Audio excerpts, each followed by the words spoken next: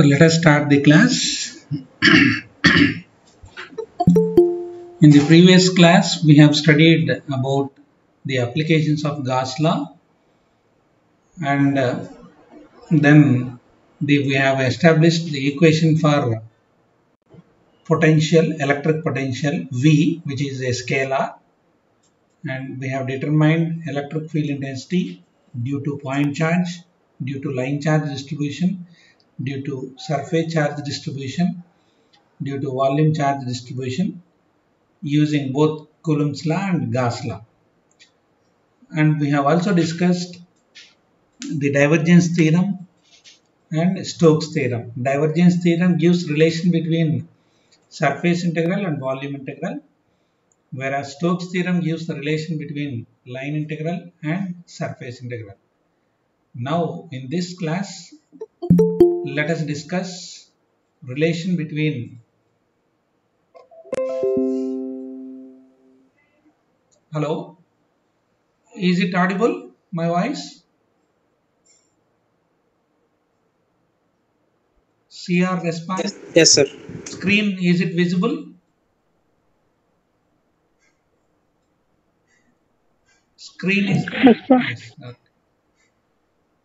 So in this class, we'll be studying the relation between electric field intensity E bar, which is a vector, and electric potential V, which is a scalar. So to establish the relation between these two parameters, we know the potential difference between points A and B as VAB equal to minus integral A to B E bar dot dl bar. Similarly, the potential difference from B to A, the previous one is A to B, now it is B to A, VBA equal to integral A to B E bar dot dl bar. Therefore, the potential from moving A to B and back to A is sum of those two. So VAB plus VBA equal to minus integral A to B E bar dot dl bar plus integral A to B E bar dot dl bar equal to 0. So contour line integral E bar dot dl bar equal to 0. So you are trying to move a point charge from point A to B and then again moving back to point A. So the work done per unit charge is nothing but the electric potential is 0. So 0 equal to contour line integral E bar dot dl bar. From the above equation, we can say that the electric fields are conservative fields or irrotational fields. So according to Stokes theorem, according to conservative fields in the sense, in an electric field, you will have both the positive and the negative charges. When we add up, you will get the 0. So now according to Stokes theorem gives the relation between line integral and surface integral. So surface integral del cross E bar dot ds bar equal to line integral E bar dot dl bar. So therefore surface integral del cross E bar dot ds bar equal to 0, because line integral E bar dot dl bar equal to 0. Since it is equal to 0 according to Stokes theorem, integral del cross E bar dot ds bar equal to 0, or from this del cross E bar equal to 0. So this is Maxwell's second equation for electrostatic field. What is the Maxwell's first equation for electrostatic fields? Rho v equal to del dot d bar, and del cross E bar equal to 0 is the Maxwell's second equation for electrostatic fields. Now we know the potential difference V equal to minus integral E bar dot dl bar. From this, differentiating on both sides, you will get dV equal to minus E bar dot dl bar. As E bar and dl bar are vectors, they can be represented in rectangular coordinate system. We know that E bar can be written as E bar equal to Ex Ax bar plus Ey Ay bar plus Ez Az bar, and dl bar, element length in rectangular coordinate system, it is dx Ax bar. Somebody mute. Dl bar equal to dx Ax bar plus dy Ay bar plus dz Az bar. Substituting dl bar and E bar here, you will get dv equal to minus into Ex dx plus E by dy plus Ez dz, because Ax bar dot Ax bar equal to 1, Ay bar dot Ay bar equal to 1 and Az bar dot Az bar equal to 1. So in calculus, we know that dv can be represented as dv equal to dou v by dou x dx plus dou v by dou y dy plus dou v by dou z dz. Now from this and this equation, we can write Ex equal to, comparing these two, we can write Ex equal to minus dou v by dou x, Ey equal to minus dou v by dou y and Ez equal to minus dou v by dou z. So therefore, E bar equal to, substituting Ex, Ey, Ez here, E bar equal to minus dou v by dou x X bar minus dou v by dou y Ay bar minus dou v by dou z Az bar. So this is equal to, taking minus common, dou v by dou x X bar plus dou v by dou y Ay bar plus dou v by dou z Az bar, and this is the gradient of vector v. So E bar equal to minus del v. So this is the relation between the electric potential V and electric field intensity E bar. E bar equal to minus del V is the relation between these two parameters. One is electric field intensity, which is vector. The other one is electric potential, which is scalar. So if you have any doubts in these two slides, you can ask me. This is first slide where you have derived the Maxwell's second equation, del cross E bar equal to 0. You need to remember these two. Maxwell's first equation is del dot D bar equal to rho v, and Maxwell's second equation is del cross E bar equal to 0. So after deriving the Maxwell's second equation, then we have established the relation between electric field intensity E bar and electric potential V. Do you have any doubts here? If no, we'll go for another topic.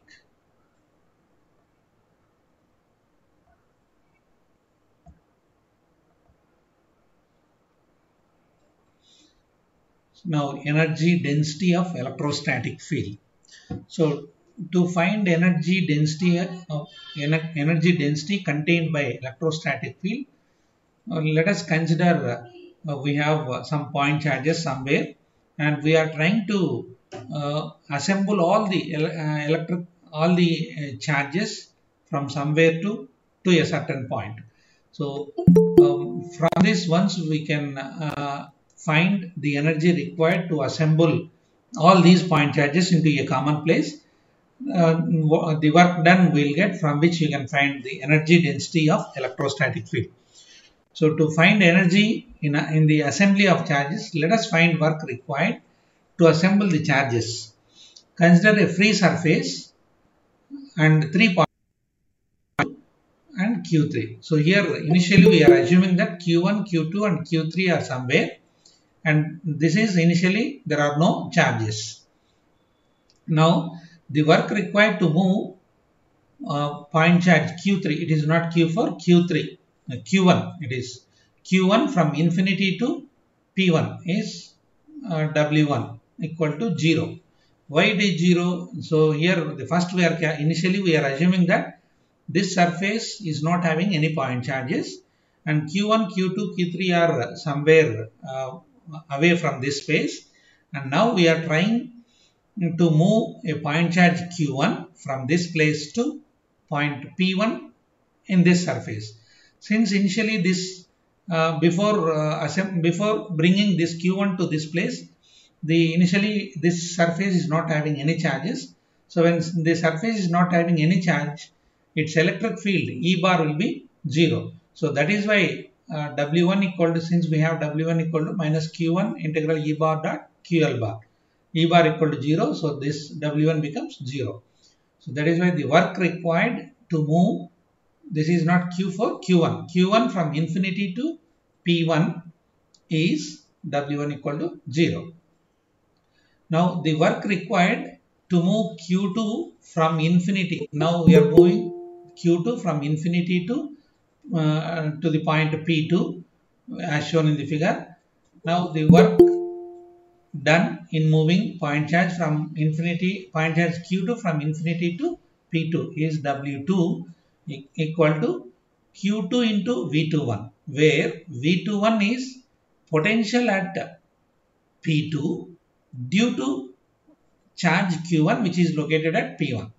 So V21 is potential at P2 due to Q1 where Q1 is located at P1. So the work required to move Q3, now next we are trying to move Q3 which is at infinity to place the point P3.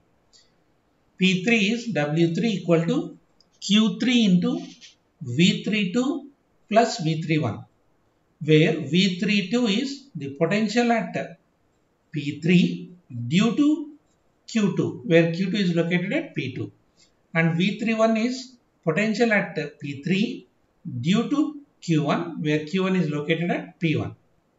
So W3 equal to Q3 into V32 plus V31. Now so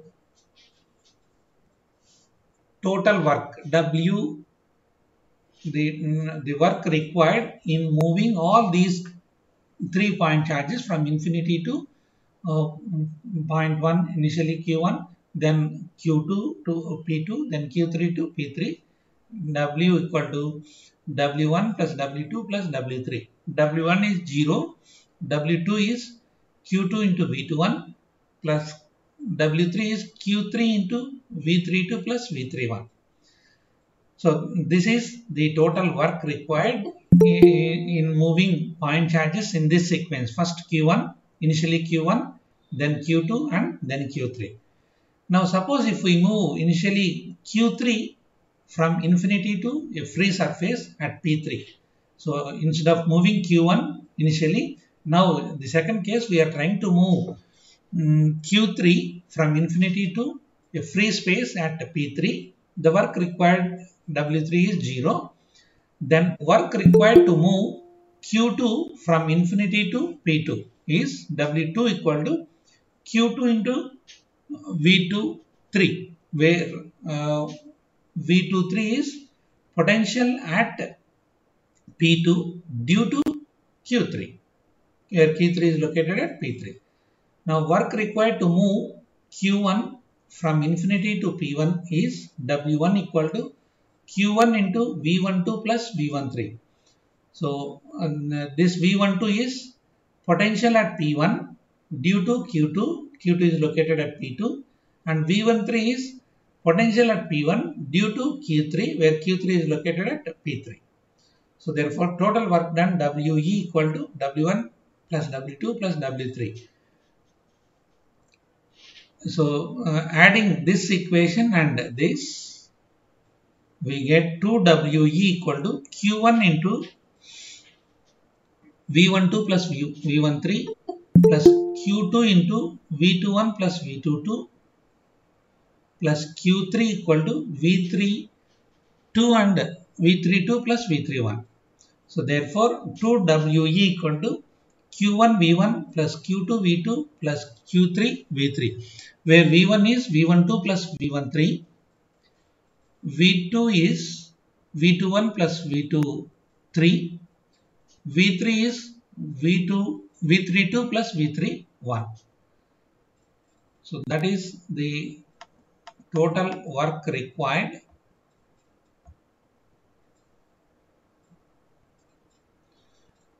in moving a point charge from infinity to initially P1, P2, P3, then the second case initially P3, then P2, then P1. We have WE equal to half surface integral d bar V dot ds bar equal to d bar V dot ds bar minus half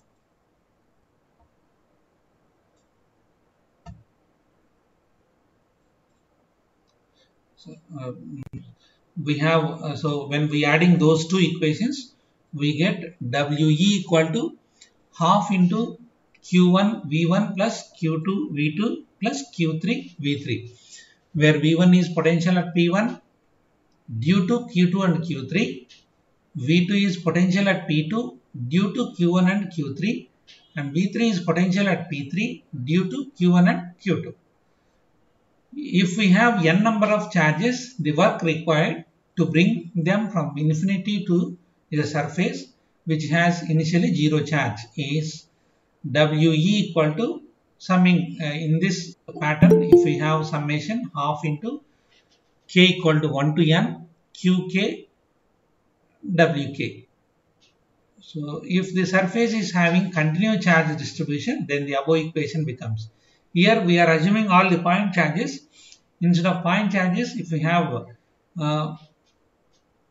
line charge distribution, surface charge distribution, and volume charge distribution.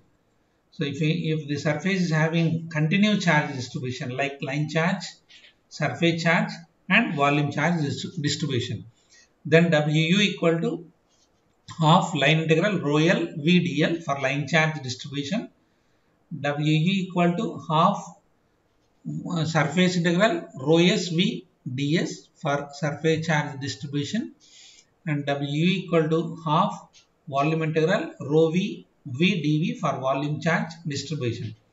Now according to Maxwell's first equation, so as I said, Maxwell's first equation is rho V equal to del dot d bar.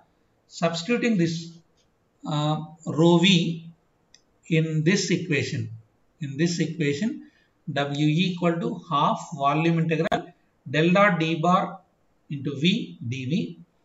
We know the identity del dot A bar V, where A bar is a vector, V is a scalar.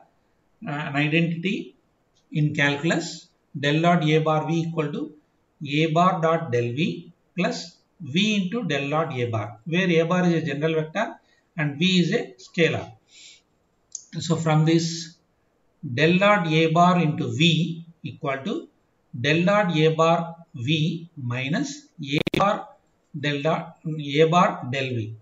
So that is del dot, replacing A bar with D bar. So del dot D bar into V equal to del dot D bar V minus D bar dot del V. Now from this equation, WE equal to half volume integral del dot D bar V minus, that is we are substituting del dot D bar V as this. So WE equal to half volume integral del dot D bar V minus D bar dot del V dV. So WE equal to half volume integral del dot D bar V dV minus half volume integral D bar dot del V dV. According to divergence theorem, first integral can be written as. So we know that according to divergence theorem, volume integral can be converted into surface integral. So the first integral into surface integral as WE equal to half surface integral D bar V dot ds bar minus second integral as it is in volume integral only. Now for point charges, we know that the potential is indirectly proportional to the distance. Electric potential, electric field intensity is indirectly proportional to square of the distance. We know this. And for dipoles, the potential V is indirectly proportional to square of the distance, and electric field intensity is indirectly proportional to R cube. So surface ds is directly proportional to R square. We know surface, it will have two distances, so it is directly proportional to R square. Now if we consider the point charges, the product of V and E bar is, for point charges, V and E bar is inversely proportional to R cube, 1 by R into 1 by R square, inversely proportional to R cube. And product of D bar V and DS bar, ds bar is proportional to r square, d bar v or e bar v is proportional to 1 by r cube, and the product of these two, product of del bar v into ds bar v, ds bar is proportional to 1 by r, because this is 1 by r cube and this is r square, so you will get their product as 1 by r. So for very large surface, the first integral become 0. So for large surfaces, if surface is very large, this r becomes infinity, so this becomes 0. So therefore we are assuming for larger surfaces, that is infinite surfaces, this first term becomes 0 and you will have only this term. Therefore we equal to minus half volume integral d bar dot del v dv. So minus half volume integral, we have relation between dv, that is e bar and v. So e bar equal to minus del v. So in place of del v, we are substituting minus e bar. So minus half volume integral d bar dot minus e bar dv, and this is equal to minus minus gets cancelled, and half volume integral d bar dot e bar dv. Since d bar equal to epsilon naught e bar, energy Wg equal to half volume integral e bar epsilon naught e bar dot e bar dv joules. This is energy. Now the energy density is joules per meter cube, which is dWe by dV equal to half epsilon naught e square. E bar dot e bar is e square, and that is when we differentiate this, you will get dWe, and on the other side you will have, so dWe by dV becomes half epsilon naught e square, which is energy density of electrostatic field. So the energy density of electrostatic field is half epsilon naught e square in free space. So this is about finding energy density in an electrostatic field. If you have any doubts here, you can ask me. If you don't have any doubts, we'll go for another topic.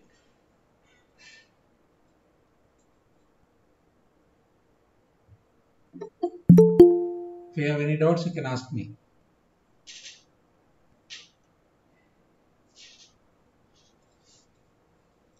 Everything is clear? Just respond. Yes, sir. Okay, we'll go for next topic.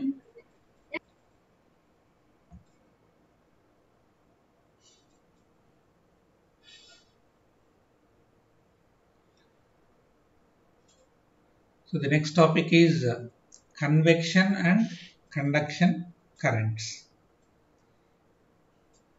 So to study about convection and conduction currents, we have to know something about the materials. So the materials are classified into conductors and insulators or dielectrics. Insulators can also be called as dielectrics or non-conductors. So when the conductivity of material, whose conductivity unit is Siemens per meter, so when the conductivity of material is greater than 1, we can say that material as conductor. If conductivity is less than 1, we can say that material as dielectric material or non-conductor or insulator. If conductivity is very greater than 1, then such material can be called as superconductor. The basic difference between the conductors and dielectrics.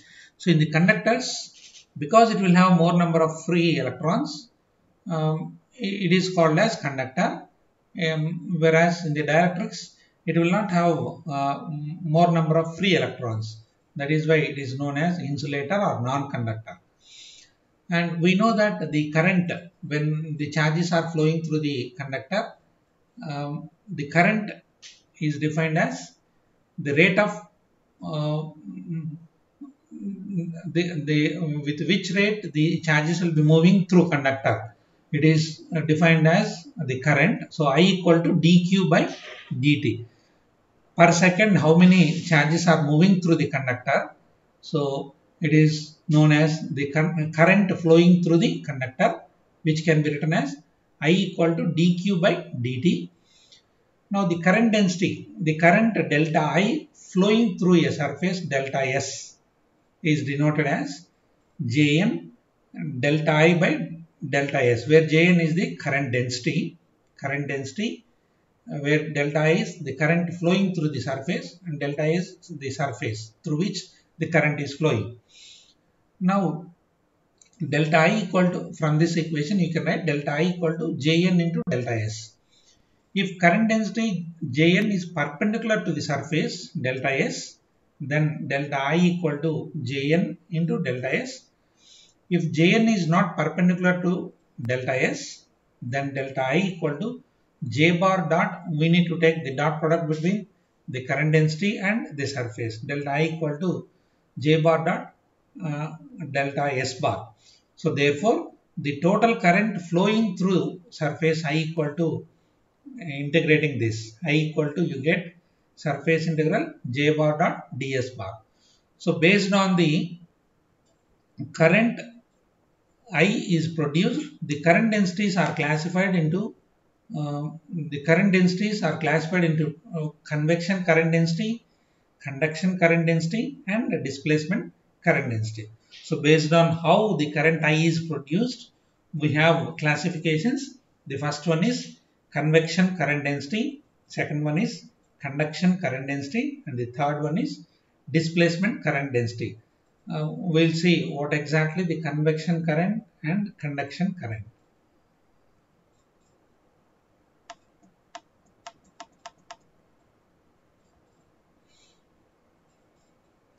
So convection current density, to study about convection current density, here conductors are not involved for flow of current in case of convection current. So hence it will not satisfy, because conductors are not involved, it will not satisfy Ohm's law.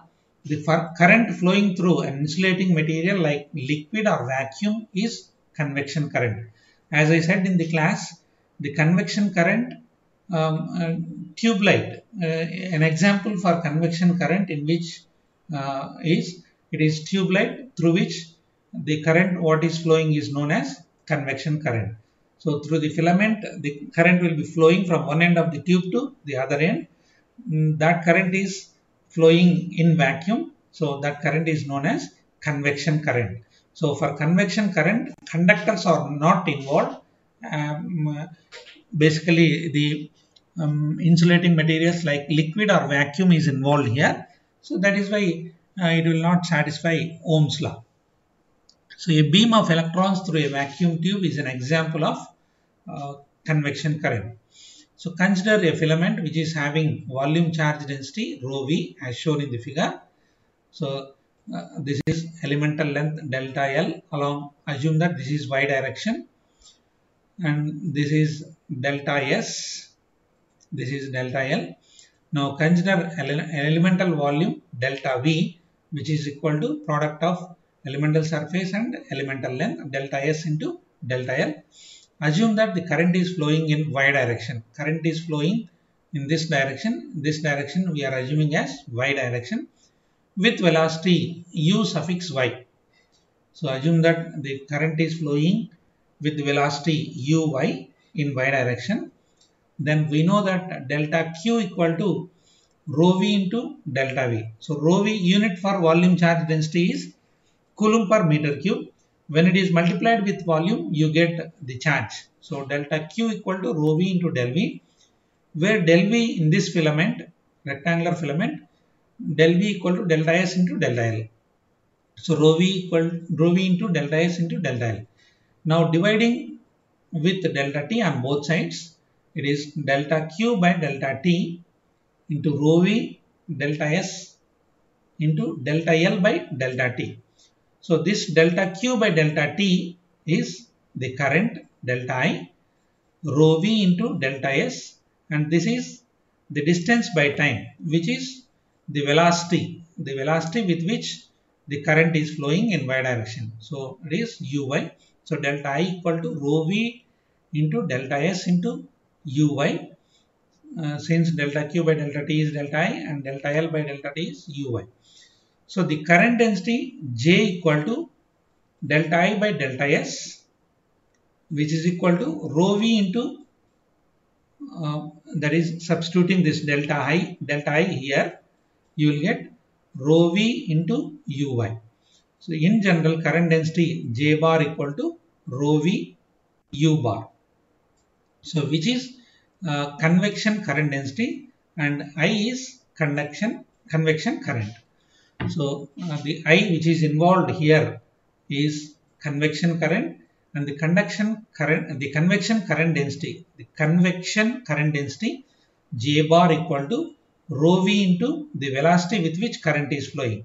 So J bar equal to rho V into U bar. This is convection current. This is about convection current expression for the convection current density, rho V into U bar.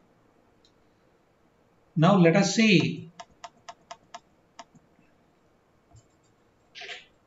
the expression for conduction current density.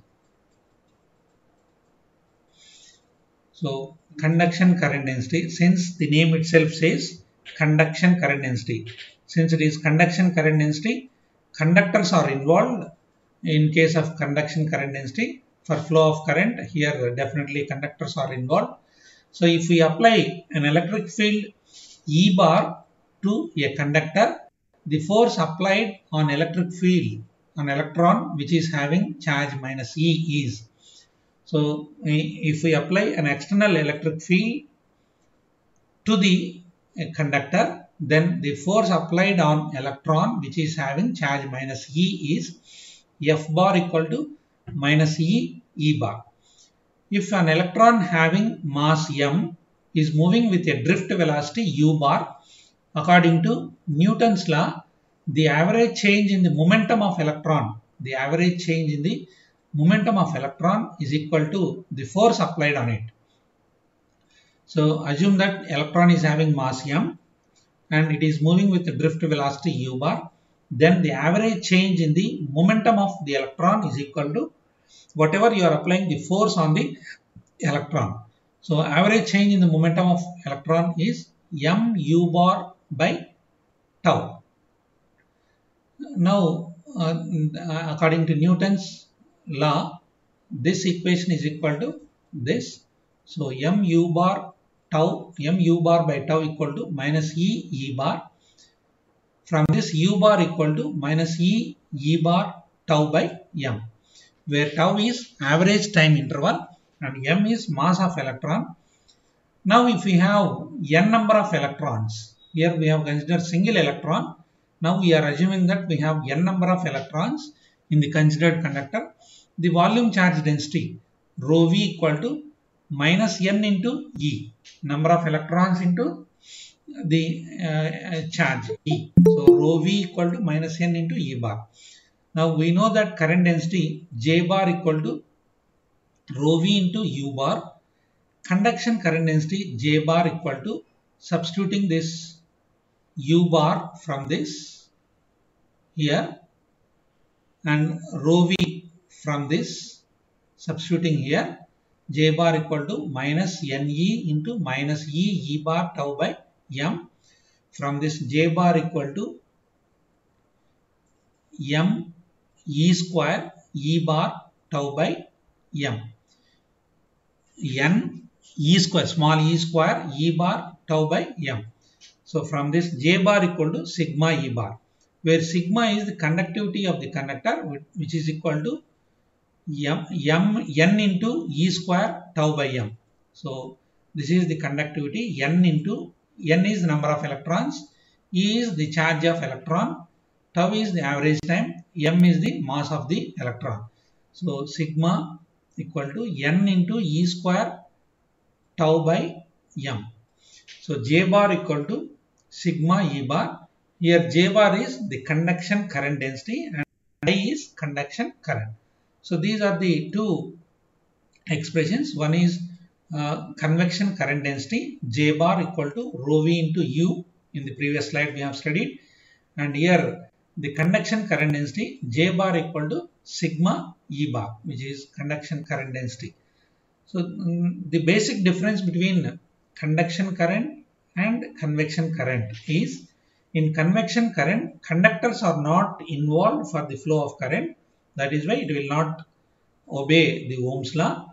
Whereas in the conduction current, conductors are involved. That is why it will obey Ohm's law.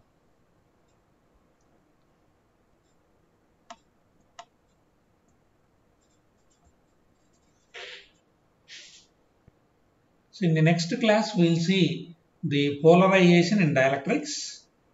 Polarization in dielectrics or insulators. So we'll study in the next class. The topics what we have covered today. The first one is, we have derived an expression for Maxwell's second equation, which is del cross E bar equal to 0. Then we have established the relation between E bar and V as E bar equal to minus del V, where E bar is electric field intensity and V is electric potential. Then we have determined the energy density in an electrostatic field, dWe by dV equal to half epsilon naught E square, which is energy density in electrostatic fields. And then we have discussed the convection and conduction currents. In convection currents, conductors are not involved, so Ohm's law it will not obey. And we have determined the convection current density J bar equal to rho V into U bar, where U bar is the velocity with which the charges flow or current flow. In conduction current, J bar equal to sigma E bar, where sigma is the conductivity of the conductor, which is equal to N into E square tau by M. So these are the topics we have discussed. If you have any doubts in these topics, you can ask me. If you don't have doubts, we'll wind up with this.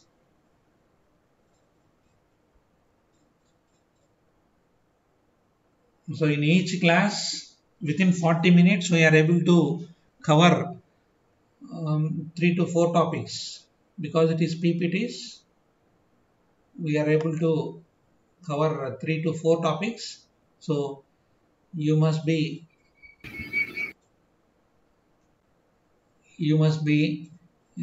actively go through the material whatever I have given, so that you will be on par with whatever the topics we are going to study.